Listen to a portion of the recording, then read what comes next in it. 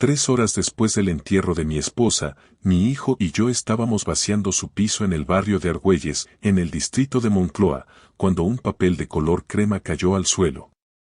Aunque muchos confunden esta zona con el vecino Chamberí por la cercanía, Elena siempre corregía con orgullo. Vivimos a un paso de la Rosaleda, Juan, esto es Moncloa. La cara de mi hijo se puso pálida, de un tono ceniza que contrastaba con su habitual bronceado de ejecutivo de Pozuelo. Sus manos temblaban mientras decía: esto no vale nada, y lo tiró directamente al cubo de la basura, escondiéndolo bajo los restos de un yogur a medio terminar.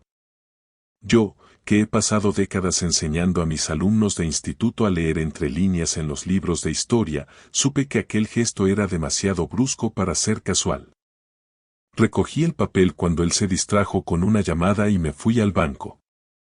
El director de la sucursal, un hombre que nos conocía desde hacía 20 años, me miró a los ojos con una mezcla de lástima-horror y me dijo: Juan, tienes que llamar a la policía ahora mismo. Fue en ese momento cuando descubrí la verdad sobre mi hijo. Y me iba a encargar de que pagara por cada mentira. Hola a todos los que habéis llegado hasta aquí. Antes de contaros lo que me enseñó el director del banco, me gustaría que reflexionáramos juntos. ¿Desde dónde me estáis leyendo? ¿Y creéis que siempre se debe confiar en la familia cuando hay una herencia de por medio? Ese papel sin valor escondía más de 3 millones de euros y 7 años de un engaño sistemático que me hiela la sangre. Mi hijo tiró a la basura el documento más importante del piso de mi difunta esposa a las 2:30 de una tarde de sábado, apenas 3 horas después de haberla enterrado en el cementerio de la Almudena.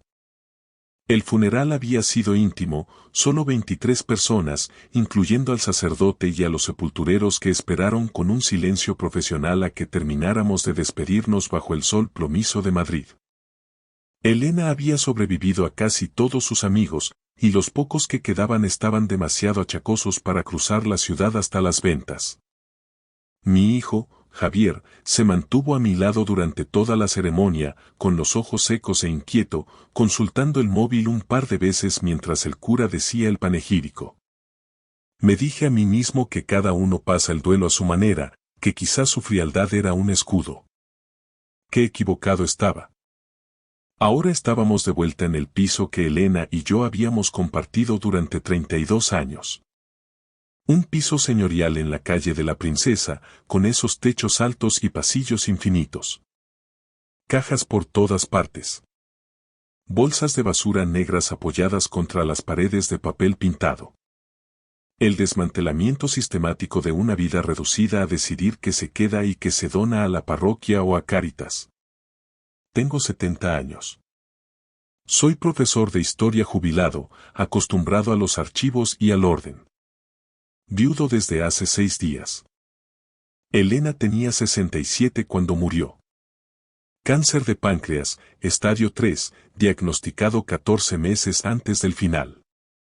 Aunque la seguridad social cubría el tratamiento estándar, yo insistí en buscar segundas opiniones en clínicas privadas de prestigio, pensando que el dinero no sería un obstáculo para su salud. Elena dijo que no de forma tajante. En aquel momento, pensé que era porque estaba cansada, lista para marcharse sin el calvario de la quimioterapia agresiva. No sabía la verdad. Elena había sido bibliotecaria de primaria durante 34 años en un colegio público del distrito de Retiro. Enseñaba a los niños a amar los libros y a cuestionarlo todo. La quise durante 49 años. Pensaba que conocía cada rincón de su alma. Su risa al cocinar tortilla de patatas, cómo organizaba los libros por el color del lomo. La pequeña cicatriz en su mano por aquel accidente en el 79. Me equivocaba en lo más importante. Mi hijo Javier tiene 40 años. Vive en una urbanización de lujo en Pozuelo de Alarcón con su mujer, Amanda. Su cargo siempre era algo pomposo y vago. Logística sanitaria, consultoría de dispositivos. Elena decía que subía la escalera tan rápido que no miraba los peldaños. En su último año, solo la visitó 3 veces. 3 horas de su tiempo en 12 meses de agonía. Javier estaba registrando el escritorio de roble de Elena cuando encontró el montón de papeles. Facturas del canal de Isabel II, recibos de IBI y garantías caducadas. El escritorio tenía 5 cajones y, como buena bibliotecaria, Elena guardaba cada trozo de papel con una lógica casi archivística. Todo esto es basura, papá, dijo él, hojeando los folios con una rapidez eléctrica. Demasiado rápido, como si su mano supiera exactamente qué buscar entre la maleza administrativa. Podemos tirarlo todo, insistió. Pero entonces, una hoja de papel de color crema, con un gramaje superior, de ese que se usa para los documentos notariales, se deslizó entre 2 facturas de la luz. Cayó hacia el suelo y Javier la atrapó antes de que tocara la alfombra. Vi cómo se le tensaba la mandíbula. Sus ojos se abrieron de par en par, un destello de codicia o miedo que intentó camuflar de inmediato tras una máscara de indiferencia. Su mano se cerró sobre el papel con tanta fuerza que lo oí arrugarse. ¿Qué es? Pregunté, sintiendo un escalofrío. Nada, respondió al instante, caminando ya hacia la cocina. Solo un extracto bancario viejo de una cuenta que mamá cerró hace 1000 años. Ya sabes cómo acumulaba cosas sin sentido. Déjame ver, Javier. Quizás sea algo de la pensión. Papá, de verdad, no pierdas el tiempo. Tenemos cosas urgentes. El contrato de este piso es antiguo y hay que organizar la testamentaría. No querrás que los abogados se queden con lo poco que queda, ¿verdad? Javier soltó el papel en el cubo de basura, justo encima de los pozos húmedos del café de la mañana. Me miró con una sonrisa ensayada, pero sus dedos seguían tambaleando levemente mientras se limpiaba las manos en el pantalón. Créeme, papá. No vale nada. Absolutamente nada. 10 minutos después, le sonó el móvil. Javier no colgó de inmediato, se quedó mirando la pantalla con una fijeza extraña antes de salir al pasillo para coger la llamada. Su voz bajó hasta convertirse en un murmullo sibilante que rebotaba en las paredes del pasillo, un tono que no alcancé a distinguir pero que destilaba urgencia. Cuando volvió, ya se estaba ajustando su chaqueta de barber, esa prenda cara que Amanda le había regalado las navidades pasadas para que pareciera alguien de peso en las reuniones de Pozuelo. Amanda me necesita en casa, soltó sin mirarme a los ojos. Lucía tiene una presentación de un proyecto en el colegio el lunes por la mañana. Ya sabes cómo son en estos centros bilingües, les exigen el máximo. Tengo que ayudarla a prepararlo. Era sábado por la tarde. Faltaban casi 48 horas para el lunes. En mis tiempos de profesor, ningún padre cancelaba el duelo de una madre por una cartulina escolar. ¿Te vas ya, Javier? Pregunté, sintiendo un vacío repentino. Ni siquiera hemos terminado de vaciar los armarios del dormitorio.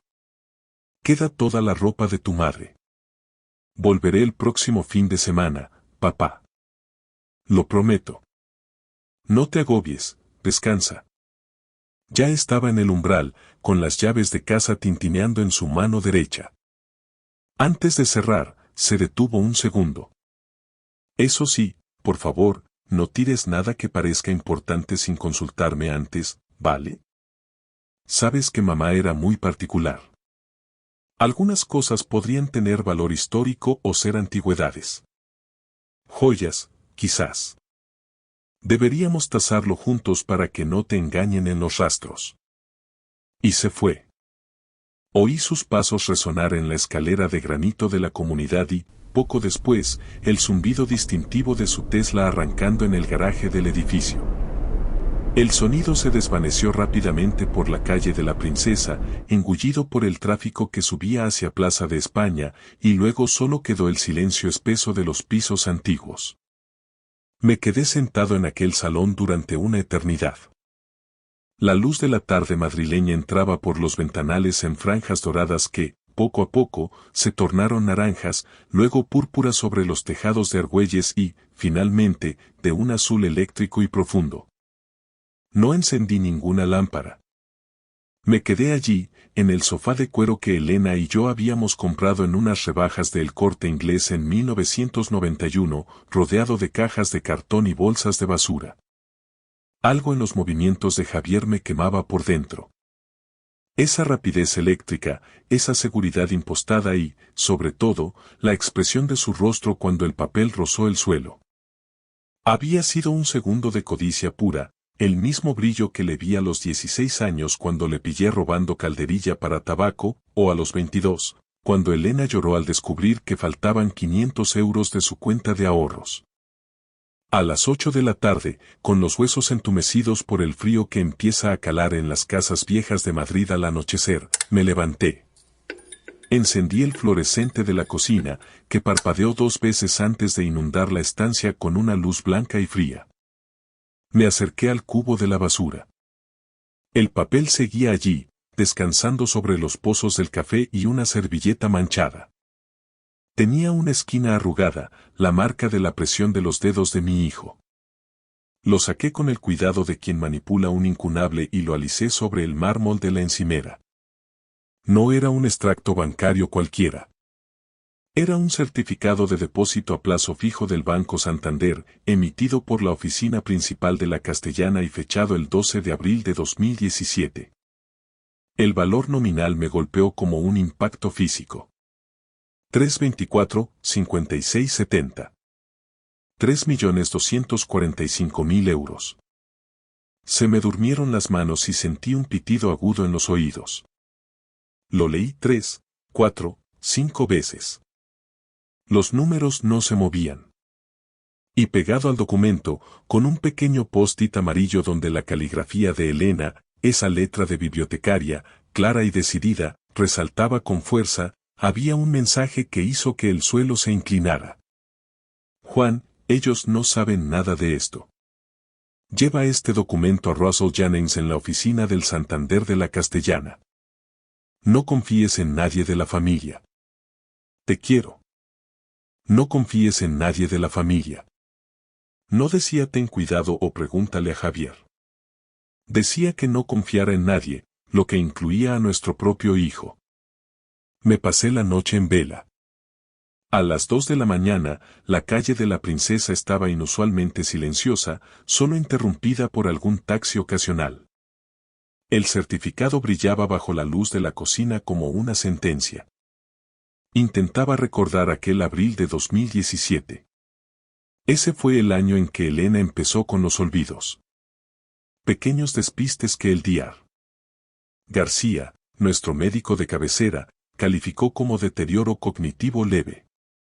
Pero ahora, viendo la cifra, me preguntaba. ¿Estaba Elena perdiendo la cabeza, o estaba construyendo un muro de contención? 2017 también fue el año en que Javier regresó de Londres, supuestamente tras el fracaso de una empresa de suministros médicos. Se presentó con 2 maletas y 1000 promesas de cuidarnos. Ya no sois unos chavales, papá, decía mientras se instalaba en Pozuelo. Al principio era el hijo modelo. Venía 2 veces por semana, la llevaba a sus revisiones en el hospital clínico, revisaba nuestra caldera. Esa gratitud que sentí entonces ahora se transformaba en hiel.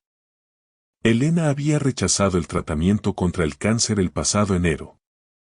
El médico nos habló de una cirugía compleja y un postoperatorio durísimo. Aunque la Seguridad Social cubría el proceso, yo quería llevarla a la Clínica Universidad de Navarra, quería agotar todas las opciones privadas aunque nos costara los ahorros de toda una vida.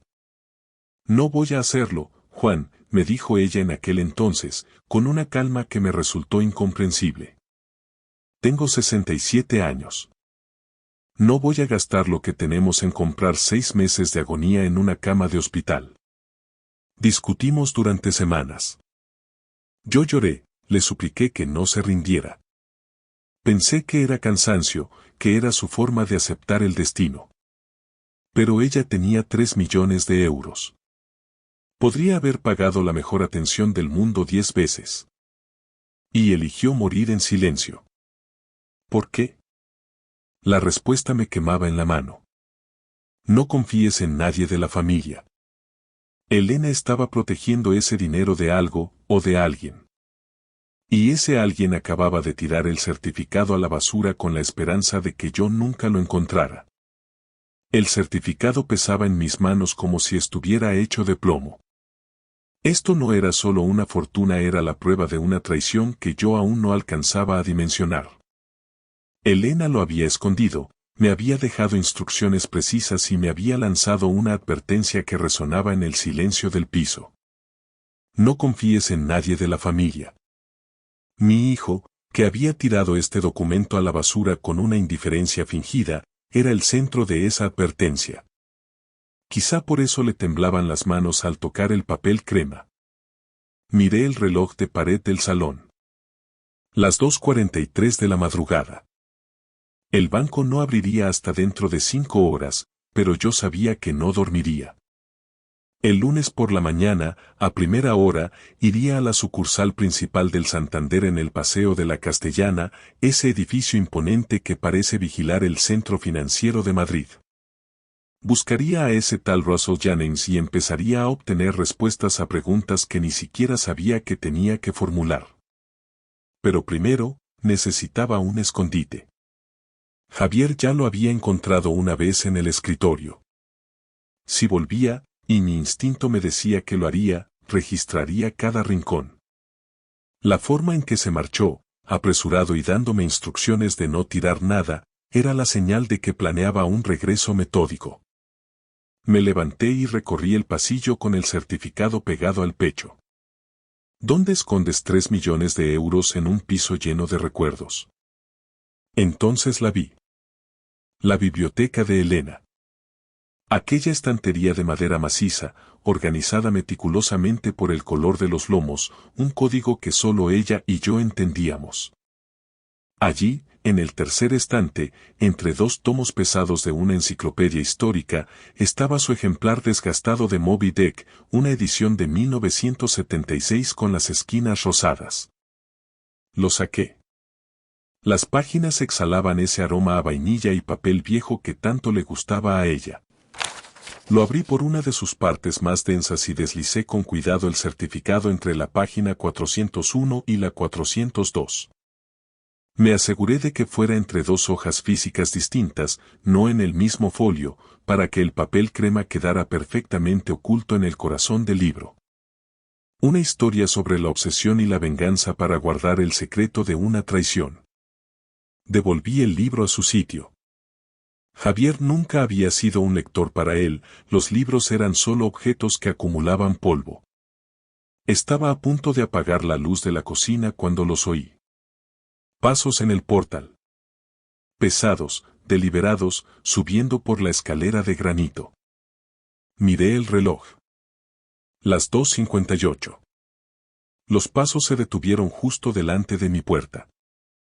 Contuve el aliento, con el corazón martilleando contra mis costillas, pero tras unos segundos de silencio absoluto, los pasos continuaron hacia la planta superior. Un vecino trasnochador. Sin embargo, el miedo ya no me abandonó. La luz del domingo entró a raudales por los ventanales de la calle de la Princesa cuando, a media mañana, sonó el timbre de forma insistente. Al abrir, me encontré con Javier y Amanda. Supe de inmediato que no venían a consolarme. Hola, papá, sonrió Javier, pero sus ojos, hundidos y nerviosos, escaneaban el recibidor por encima de mi hombro. Hemos pensado en venir a echarte una mano para terminar de recoger las cosas de mamá. No me quedaba tranquilo dejándote solo con todo este lío un domingo. Amanda estaba a su lado, impecable. A pesar del luto, su apariencia gritaba lujo. El pelo recién peinado en su salón de Pozuelo, vaqueros de marca, una chaqueta de cuero que costaba más que mi pensión y ese bolso de firma que sostenía como un escudo. Juan, dijo ella, rozándome el brazo con una frialdad que intentó disfrazar de afecto, sentimos mucho tener que molestarte, pero cuanto antes cerremos el piso, antes podrás descansar. Me hice a un lado, observando cómo los ojos de Javier realizaban un barrido táctico. El cubo de la basura, la encimera, el escritorio de roble. Jas. ¿Has sacado la basura ya, papá? Preguntó, intentando sonar casual. Ayer se me olvidó bajarla y no quiero que huela el piso. El corazón me dio un vuelco, pero mantuve el tono de mi voz firme, el de un profesor que detecta a un alumno copiando. Sí, el portero pasó a primera hora, sobre las 7, mentí. En estos edificios antiguos de Madrid no hay recogida en domingo, pero Javier, en su burbuja de Pozuelo, no tenía ni idea de los horarios de los trabajadores del centro. Vi cómo procesaba la información. El breve destello de pánico en su rostro fue suficiente para confirmarlo todo. Miró a Amanda y algo pasó entre ellos. Una comunicación silenciosa y turbia que me puso la piel de gallina. Ah, bien, Javier cerró un cajón del escritorio que acababa de abrir sin pedir permiso. Una preocupación menos. Amanda dio un paso adelante, forzando una sonrisa radiante que no encajaba con el duelo. Juan, Javier mencionó que podría haber documentos bancarios antiguos, quizás algún seguro de vida o papeleo de la seguridad social, que deberíamos revisar para la testamentaría. Es mejor que lo hagamos nosotros, es un proceso farragoso. Yo me encargaré de la herencia con el abogado de Elena, respondí, cruzándome de brazos. ¿Un abogado? Javier saltó, casi gritando. ¿Desde cuándo mamá tiene un abogado privado? Desde el 92, Javier. Alberto Pardo, tiene el despacho cerca de la Plaza Mayor. Es un viejo amigo. El nombre hizo que la mandíbula de mi hijo se tensara hasta parecer que iba a romperse. Lo que siguió fueron las 2 horas más asfixiantes de mi vida. Registraron el piso con una minuciosidad que rozaba lo patológico, siempre bajo la excusa de ayudar. Amanda se encargó del dormitorio, vaciando cajones y tanteando incluso el fondo de los armarios, buscando quizás una caja fuerte oculta o un sobre escondido entre las sábanas. Javier se centró en el salón. Revisó el escritorio 3 veces. En un momento dado, se plantó frente a la estantería de Elena. Se me cortó la respiración. Mamá acumulaba demasiados libros, dijo, alargando la mano hacia un volumen azul. Deberíamos donar todo esto a una biblioteca pública mañana mismo. Fue bibliotecaria 34 años, Javier. Sus libros son su vida. No se toca nada de ahí por ahora. Sacó una enciclopedia, la hojeó con desprecio y la volvió a encajar. No tocó el Moby Dick. Gracias a Dios, su desinterés por la cultura fue mi salvación. Se marcharon a las 2 de la tarde, tensos y con las manos vacías. Los acompañé a la puerta y, en cuanto cerré, corrí a la ventana. Desde el segundo piso de la calle de la Princesa vi cómo llegaban a su Tesla. No se subieron. Se quedaron junto al coche y estalló una discusión violenta. Amanda movía las manos con brusquedad, señalando hacia mi ventana con la cara desencajada por la rabia. Javier sacudía la cabeza, hundido, con las manos abiertas en señal de impotencia. Ella le agarró del brazo, le acercó a su cara y le siseó algo que hizo que mi hijo se pusiera rígido como una estatua. Finalmente, arrancaron. Me quedé en la ventana mucho tiempo. Estaban desesperados. Buscaban el certificado de los 3 millones porque sabían que, sin ese papel, su plan, fuera el que fuera, se desmoronaba. Fui a la estantería y saqué el libro. El certificado seguía allí, entre las páginas 401 y 402, a salvo. Mañana iría a la Castellana. Necesitaba entender por qué Elena prefirió morir antes que tocar ese dinero. ¿Qué había hecho nuestro hijo para que su propia madre le tuviera más miedo que a la muerte? El lunes por la mañana, Madrid se despertó bajo un cielo gris y plomizo, de esos que parecen aplastar los tejados del barrio de Salamanca. Tomé el metro en Argüelles, en la línea 6, y tras el transbordo me bajé en la parada de Gregorio Marañón. Caminé por el paseo de la Castellana, sintiéndome minúsculo frente a las sedes bancarias y el rugido incesante del tráfico que fluye hacia Colón. El edificio del Banco Santander se alzaba frente a mí, una mole de cristal y acero que parecía custodiar los pecados financieros de media ciudad. Entré y, con el pulso acelerado, pregunté por Russell Jennings. Me esperaba un hombre de unos 50 años, con un traje de corte impecable y una mirada que denotaba esa mezcla de frialdad profesional y un cansancio antiguo. Señor López, dijo, estrechándome la mano con firmeza. Le esperaba. Elena me aseguró que, tarde o temprano, usted cruzaría esa puerta con el certificado. Nos sentamos en su despacho privado, una habitación insonorizada donde el estruendo de la castellana desaparecía por completo y solo quedaba el aroma a café recién hecho y cuero. Saqué el ejemplar de Moby Dick y extraje el papel crema de entre sus páginas. Lo puse sobre la mesa de cristal. ¿Qué es esto exactamente, señor Jennings? Pregunté. Mi voz sonó quebrada, como si perteneciera a un hombre mucho más viejo de lo que soy. Jennings suspiró, se ajustó las gafas y miró el documento con una sombra de tristeza. No es solo un depósito a plazo fijo, Juan. Es la punta del iceberg de una tragedia familiar. Hace 7 años, su hijo Javier regresó de Londres para trabajar en una empresa de suministros médicos aquí en Madrid, ¿verdad? Asentí, recordando su llegada triunfal y sus promesas de cuidar de nosotros. Lo que no le contó es que esa empresa era una fachada diseñada para un esquema de sobrefacturación a hospitales públicos de la Comunidad de Madrid. Javier no era un simple comercial, era el cerebro operativo que desviaba fondos públicos inflando los precios de prótesis y material quirúrgico. Elena lo descubrió por accidente en 2017, mientras revisaba una correspondencia que llegó al piso de la calle de la Princesa por error. Me quedé helado. Mi esposa, la bibliotecaria que apenas alzaba la voz, había descubierto una red de corrupción que salpicaba a la sanidad madrileña. Ella se enfrentó a un dilema moral devastador, continuó Jennings.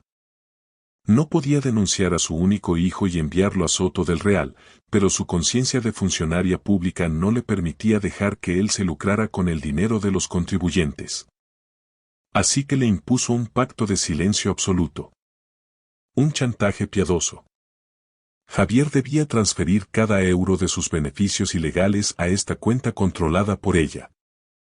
Elena quería custodiar ese dinero para devolverlo de forma anónima o para tener una red de seguridad si la justicia acababa llamando a su puerta. ¿Y por qué me advirtió en su nota que no confiara en nadie de la familia? Pregunté, sintiendo un nudo en la garganta. Jennings se inclinó hacia adelante, su expresión se volvió gélida. Porque Javier no se detuvo, Juan. Él pensó que, con Elena enferma, el rastro del dinero moriría con ella. Pero hay algo mucho más cruel. Mire la segunda página del extracto que tengo en mi terminal. El director giró la pantalla hacia mí. Mis ojos se fijaron en una serie de transferencias realizadas en los últimos 14 meses. Javier no solo había desviado dinero de su empresa mientras Elena agonizaba en su cama, él había estado vaciando sistemáticamente vuestra cuenta de ahorros compartida, la que ambos habíais alimentado durante 40 años para vuestra jubilación. Su hijo ha estado falsificando la firma de Elena aprovechando su debilidad, sentenció Jennings con una voz que cortaba como un bisturí. Ha usado los ahorros de toda su vida para mantener el nivel de vida en Pozuelo de Alarcón y pagar las cuotas del Tesla. Juan, tiene que entenderlo. Si no actúa ahora mismo, Javier no solo intentará recuperar esos 3 millones del depósito, sino que le dejará a usted en la calle, sin un solo euro en su cuenta bancaria. Tiene que llamar a la policía antes de que él se dé cuenta de que usted sabe la verdad. Salí del banco con el corazón martilleando contra las costillas, sintiendo que el aire de la Castellana era demasiado denso para mis pulmones. No llamé a la policía desde allí. A pesar del consejo de Jennings, una parte de mí, esa parte que todavía recordaba a Javier como el niño que jugaba en el Parque del Oeste, necesitaba enfrentarse a él. Necesitaba mirar a los ojos al hombre que había ayudado a criar y preguntarle cómo había sido capaz de robarle a su madre mientras ella se apagaba en una cama de hospital. Regresé al piso de la calle de la Princesa. Me senté en el salón, en penumbra, y esperé. Sabía que el hambre de ese dinero lo traería de vuelta. A las 6 de la tarde, el sonido metálico de la llave girando en la cerradura rompió el silencio. Javier entró solo esta vez. Ya no había rastro de la falsa amabilidad del domingo ni de la preocupación filial. Su rostro estaba congestionado, con las venas del cuello marcadas y los ojos inyectados en sangre. ¿Dónde está, papá? Espetó sin siquiera cerrar la puerta. El papel. Sé que no lo tiraste. He hablado con el portero de la finca y me ha dicho que el camión no pasa los domingos. Me has mentido. Me serví un vaso de agua en la cocina con las manos sorprendentemente firmes. El miedo se había convertido en una resolución fría. Está a buen recaudo, Javier. He pasado la mañana con Russell Jennings en la Castellana. Se detuvo en seco en mitad del pasillo. El color desapareció de su rostro, dejando una palidez grisácea bajo el bronceado artificial de Pozuelo. ¿Qué te ha dicho ese viejo? No le creas, papá. Es un resentido que siempre envidió el éxito de nuestra familia, me tiene manía porque. Me ha enseñado las firmas, Javier, le corté, alzando la voz por primera vez. Las firmas falsificadas en nuestra cuenta de ahorros, la de toda nuestra vida. He visto las transferencias de la red de suministros. Lo sé todo. Lo del hospital clínico, lo de las facturas infladas. Todo. Javier dio un paso hacia mí, cerrando los puños. Por un momento, vi en sus ojos un destello de violencia pura, un animal acorralado que ya no reconocía a su padre. Ese dinero es mío por derecho, siseó con una voz que no parecía suya. Yo me arriesgué. Yo hice el trabajo sucio en esos despachos mientras tú leías libros de historia. Mamá solo era una vieja paranoica que se interponía en mi camino. Se negó a tratarse el cáncer solo para castigarme, para que yo no pudiera tocar los fondos mientras ella estuviera viva. Se murió por puro despecho, para joderme la vida. Esa frase fue como un puñal. Mi hijo creía que el sacrificio de Elena, su dolor silencioso y su renuncia a una oportunidad de vivir, eran simplemente una maniobra financiera contra él. No entendía que su madre había entregado su último aliento para no tener que denunciarlo. No, Javier, dije con una calma gélida. Se murió porque sabía que si usaba ese dinero en médicos privados, la justicia empezaría a tirar del hilo y tú acabarías en prisión. Usó su agonía para comprarte tiempo, esperando un arrepentimiento que nunca llegó. Y lo único que has hecho es saquear su casa antes de que las flores de su tumba se hayan marchitado. Saqué el móvil del bolsillo. Ya había marcado el 091. He hablado con la UDEF, Unidad de Delincuencia Económica y Fiscal. Una patrulla de la Policía Nacional está doblando la esquina de Plaza de España ahora mismo. Javier soltó una carcajada histérica, un sonido seco y roto. ¿Vas a entregar a tu propio hijo? ¿A tu única sangre? ¿Y qué pasará con Lucía? ¿Quieres que tu nieta vea a su padre en los telediarios saliendo de un juzgado? Lucía merece un abuelo que le enseñe lo que es la integridad, ya que su padre ha decidido ser un criminal, respondí. Oí las sirenas a lo lejos, el eco de los servicios de emergencia rebotando en los edificios de la calle de la Princesa. Javier, cegado por el pánico, corrió hacia la puerta, pero en su desesperación tropezó con una de las cajas de libros de Elena que aún bloqueaban el pasillo. Cayó al suelo de forma estrepitosa y de la caja se desparramaron decenas de ejemplares. Irónicamente, quedó atrapado en el suelo, rodeado por los libros de la mujer a la que había traicionado. La policía llegó 5 minutos después. Lo levantaron del suelo y le pusieron las esposas mientras los vecinos, atraídos por las luces azules, se asomaban a los balcones con esa curiosidad amarga de Madrid. Javier me miró una última vez antes de que se lo llevaran. No vi arrepentimiento en sus ojos, solo odio. Cerré la puerta y, por primera vez en 6 días, Lloré. Lloré por Elena, por mi nieta y por el hijo que acababa de perder para siempre. Pero sabía que, entre las páginas de Moby Dick, la verdad por fin había encontrado su puerto.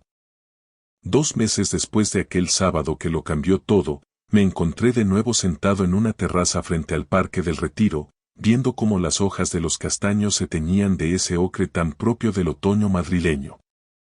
Javier seguía en prisión provisional en el centro penitenciario de Soto del Real. El juez de instrucción había denegado la libertad bajo fianza debido al riesgo de destrucción de pruebas y a la gravedad de los delitos contra la hacienda pública y el patrimonio. Su abogado intentó argumentar que Elena no estaba en sus cabales o que sufría demencia senil cuando organizó aquel depósito, pero el testimonio técnico de Russell Jennings y los registros digitales del Santander fueron demoledores. Lo que más me duele hoy no es la pérdida de la fortuna, ni siquiera el silencio sepulcral que ahora habita en nuestro piso de la calle de la Princesa. Es el peso insoportable de la verdad sobre los últimos meses de mi esposa. Ella sacrificó su propia oportunidad de vivir. Rechazó tratamientos en clínicas privadas que podrían haberle dado años de vida solo para preservar la integridad de ese dinero, que era la prueba irrefutable de los crímenes de nuestro hijo. Elena murió con un dolor físico atroz, fingiendo un deterioro cognitivo para que Javier no sospechara que ella custodiaba el arma de su propia caída. Murió sola en su secreto, protegiendo mi vejez de la ruina y protegiendo a la sanidad pública de un hombre que no conocía los escrúpulos. Esa es la carga de gratitud y culpa que llevaré conmigo hasta el día que me reúna con ella. He llegado a la conclusión de que hay traiciones tan abismales que el perdón humano se vuelve una tarea imposible. Ese juicio tendré que dejárselo a Dios, con su sabiduría perfecta. Pero aquí, en Madrid, en la tierra que ella tanto amó, yo he elegido la justicia. Por eso, he decidido que esos 3 millones de euros no se quedarán acumulando intereses en una cuenta olvidada. He constituido la Fundación Elena López, con sede en el Distrito de Retiro, dedicada íntegramente a combatir el abuso financiero y el maltrato silencioso hacia nuestros mayores. Quiero que el sacrificio de Elena se transforme en un escudo para otros. No quiero que ningún otro jubilado en España se sienta vulnerable en su propia casa, despojado de su dignidad por las personas en las que más debería confiar. Al compartir esto, os pregunto con el corazón en la mano. ¿Habéis notado señales extrañas en vuestro entorno? ¿Sabéis realmente quién gestiona las cuentas de vuestros padres o abuelos? Si estuvierais en mi lugar, ¿habríais tenido el valor de denunciar a vuestra propia sangre para honrar la memoria de quien os dio todo? La verdad importa, especialmente cuando duele y desgarra. La historia de Elena es un recordatorio de que el amor a veces se manifiesta de formas terribles y heroicas. Os agradezco que me hayáis acompañado en este doloroso camino de reconstrucción. La próxima vez que vayáis a tirar un papel a la basura, miradlo 2 veces. Podría ser el último regalo de alguien que os ama más que a su propia vida. Gracias por escuchar mi historia hasta el final. Si resonó contigo, dale like, escribe en los comentarios qué fue lo que más te tocó y no olvides decir de dónde eres.